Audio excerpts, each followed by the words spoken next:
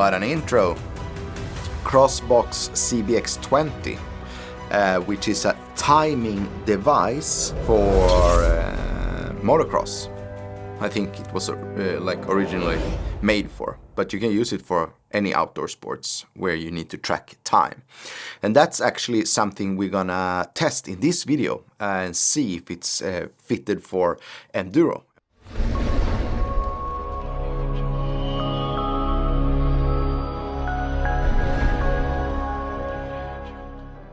Okay, so as I mentioned, Crossbox CBX20, it's a GPS device, very accurate one. It's a good training tool if you want to improve your speed, take times, do adjustments on your bike, and really helps you to push yourself. It needs to be convenient. Let's see what's in the box. The unboxing. And yeah, worth mentioning is that I paid full price for this one, so it's not sent to me, so the review will be very honest, like all reviews, but worth mentioning that I bought it for my own money. Okay, very well packed. We have the device here. I'll start taking out. Oh, it's very thin. I thought it was a little bit thicker, and we have some Velcro on the back. So I assume we have the other side of the Velcro attached. Okay, here's a charging cable. It's a unique cable for this device, and we have some Velcro, a few Velcros. That's good, so we can probably have it on more helmets than one. This is half of the thing. The other thing you need to have is the app. Crossbox lap timing. I actually have it installed. Okay, and take it from the start, you need to create an account with email. You can also log in with your Apple account, but and you also need to manage a package. You need to get a subscription if you don't have that. So I think it's like you can buy it just for one day, which is good if you're just gonna borrow and test one out, or you can do it monthly or yearly. So monthly it was like €9, and yearly it was 35 euros. No, half year, sorry, 6 months. It was like 35 euros. So you save some money if you take a half year. But yeah, so what we need to do now is to connect the device. So we need to start it. I just looked at like a tutorial. They have really good tutorials on their webpage, how to show you how to connect and everything, but I think it's quite intuitive how to do it. It showed up here directly. If it's not showing up, you need to confirm that you can use it by Bluetooth to your phone. Here we have it. Okay, link heart rate, battery. Okay, there's some RAM memory. Update available. We need to update the latest firmware. That might take some time, so I'm gonna hold you on that one. While it's updating, as I mentioned, you can connect a heart rate monitor to it, so it's really good. Then you can really track some data to also get your heart rates. You can see a lot of development in that. But as I understood it, I never used it before. This is the first time I'm unpacking it and taking it to use. You just like start the device and get a green light, which I don't have here now because we don't have GPS connection. And then you start and you do your laps. You can do starts and everything. But that's what I'm gonna try to do. So I'm just gonna start it and go out on my short local track here. It's an Enduro track. It's not there in the maps. And then I will see what kind of data I get, if I can see lap times and so on, which I hope I can. But I'm also gonna install it on my helmet. So I'm gonna go and get my helmet and get it installed. It's proper Velcro, so it doesn't run the risk of getting lost. Okay, and we maybe put it as flat as possible. Yeah, really proper good Velcro. Oh. Okay, firmware is updated. It's installed on the helmet, the Velcro. 66% battery. So yeah, you can see most of it in the phone. Link heart rate you can do very easily, I assume. Everything is very easy. So the setup was really easy. Just everything went smoothly. So far, so good. I mean, it's super if I just need to put that one on the helmet, just start it, go out, do my laps, and then transfer the data to the phone. And I assume this track that I'm gonna ride is not in the in the maps here, so no one haven't been tracking that lap before. So we're gonna see how that works. Okay, enough of talking. Let's go out and try it. Yeah, see you soon.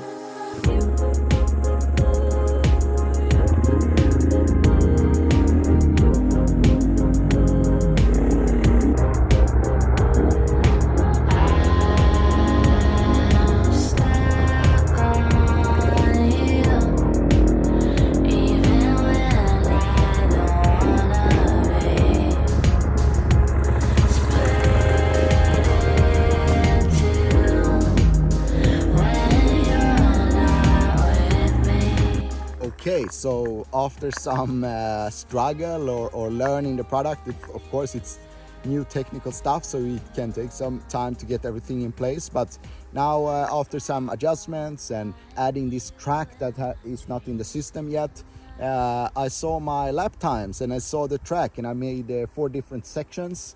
I had some struggle to understand the sections, but I will show you everything in the studio later on. So it will help you to get started. The first issue was that I didn't start the GPS. Maybe I should have understood that it should be started. Hold it for 2 seconds, start the whole GPS, and then when you start riding you press it once, and then when you're done you press it once again. One reflection, when I have this device on my head, like measuring every step I make and do and don't do, it gets me more active on the bike for sure. Now it's the first time I try it out, but I push harder. I start to think more, okay, can I cut seconds here? Can I cut seconds there? Probably when I'm racing, I'm too stressed to be aware of this. But now, like, okay, maybe I try to open up this corner a little bit more, try new lines, because I know I will see it in the results later. So that's something really, really good. So you push definitely, I guess, I do at least, yourself much more when training, when you know you got the results on your head or in the phone later. So yeah, I'm gonna do a few more laps. I've just been out riding. Oh, I missed the riding part quite much, I realize, when I go out riding like this. It's so much fun. I'm surprised about this device. I knew what it was about to do, but when you really like see it in the app, you realize the possibilities, because it's quite easy. Just put it on, start it, and then, yeah, turn it on and then start it when it's time for the race, and it do all the tracking. And if you haven't done the track before, you just add some sections, and yeah, you can make it private or public, and then you have it. So it's working well for Enduro, I would say. Really good. So if we just have a look at the app, when I was out riding, I realized it takes some time to get it downloaded from the device. I need to spend like 10-15 minutes before I mean, the biggest issue was that I didn't know that I have to press it to start, and that was quite obvious in the tutorial videos that I didn't check, like recording a session. First one I wasn't able to record because I haven't started the app. Then I did a second one that I recorded. Then I did the lap times. Yeah, 105, 104, good one, 103 in the end. Let's see the other one, add run. We see, okay, here it is, it should be here. Yeah, import. So yeah, then I have the special track that I named it. I had 6 laps on the last one, where I pushed a little bit harder. And I pushed quite good, saved a few seconds on a 1 minute lap. Yeah, and I probably have a few more seconds that I can push. But yeah, I mean, I did quite good lap times here, quite consistent. So, like I mentioned in the video when I was out riding, is that it helped me to push harder, to keep the speed up through all laps, because I knew it was measuring. I'm not so familiar with the app yet, so I'm not sure how like in depth I should go. Section, okay, I can see the best sections like 11, lap 2, lap 1, lap 2, lap 2, lap 3. Yeah, So I made this, that was a little bit hassle. You can see on the map, I needed to put like the start and finish, which is here where we are now. That's the start. So I had to put that in the new track, and then I needed to do all these sections. Like this is the first section, the second section, and the third section, and the fourth section. Like this is good. Here you can see, so you can do both like circle tracks, and you can do a like special test A to B. So that's really good. This was a circle track. So what I need to first is to select where the start and finish is. So I put it out there. And now I can like widen, because I need to like cross the whole track. And if I don't have the direction, I just use this one. Gate direction. Okay, so the start is approximately there. Then we put out the first section, and that you can decide by yourself. Like, okay, and the width is good. Okay, and let's put the second section here, which is good, and the width is good. Let's put the third section maybe here. Oh, maybe that's a little bit, so I need to make it a little bit wider, and maybe change the direction a little bit. I don't know how, but I mean the important is that you cross the sections or the track, so you don't you need to pass under this line every time. Gate width and direction. Now I'm just making the, just to show you guys, I would probably adjust the length of the sections a little bit, but yeah. And special one track, and I want to make it private, yeah, because I don't want to have anyone coming and beat me there. Okay, I'll do this later. So yeah, that's how you do special one track. Cool. That was the app. To summarize this, I think it's a really cool device, to be honest. It's a powerful training tool.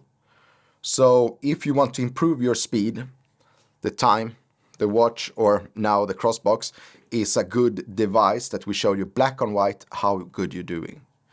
And the watch and the times don't lie. To make a few pro and cons, if we start with the cons, the charging cable is a con. I would prefer to have USB-C or micro USB or something, so I can always find a cable to charge it, and not in necessary need of this one. I don't know, maybe there's a reason because it's so thin or something. I would say for now that's the only con. And one con is that they are sold out actually. So I don't know if the demand is so high, so you can't get one of these at the moment, but hopefully they will get new ones in stock so you can order it.